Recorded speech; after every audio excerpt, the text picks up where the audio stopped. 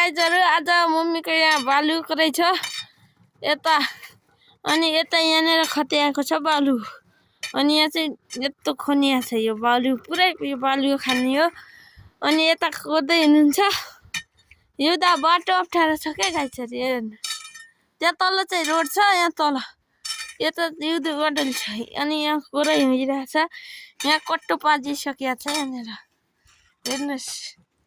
अनि अब खन्दै हुनुहुन्छ माथि